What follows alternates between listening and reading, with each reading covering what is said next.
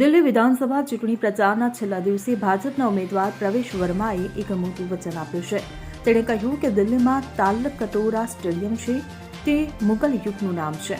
આજે હું જાહેરાત કરું છું, જ્યારે એનડીએમસી કાઉન્સિલની બેઠક ચૂંટણી પરિણામો પછી યોજાશે, આ સ્ટેડિયમનું નામ બદલીને ભગવાન મહર્ષિ વાલ્મીકી રાખવાનો પ્રસ્તાવ હશે અને તેને પસાર કરવામાં આવશે. આ રીતે દિલ્હીનું તાલકટોરા સ્ટેડિયમ ભગવાન મહર્ષિ વાલ્મીકી તરીકે ઓળખાશે. ઉલ્લેખનીય છે કે ભાજપના ઉમેદવાર પ્રવેશ વર્મા નવી દિલ્હી બેઠક પરથી ચૂંટણી લડી રહ્યા છે.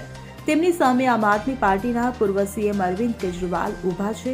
અરવિંદ કેજરીવાલ આ સીટ પરથી સતત 3 વખત ધારાસભ્ય તરીકે ચૂંટાયા છે. આ વખતે આ બેઠક પર લડાઈ ખૂબ જ ઉગ્ર છે.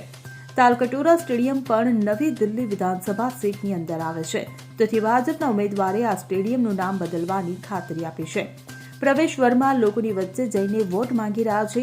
તે જ સમયે અરવિંદ કેજરીવાલ નવી દિલ્હી વિધાનસભા બેઠક તેમજ અન્ય વિસ્તારોમાં જઈ રહ્યા છે. Bureau report CN24 news. હવે જુઓ દેશ દુનિયાની તમામ ખબરો તમારી આંગળીના ટેરવે. ઉઠાવો મોબાઈલ અને Google Play Store પરથી ડાઉનલોડ કરો અમારી CN24 ન્યૂઝ મોબાઈલ એપ.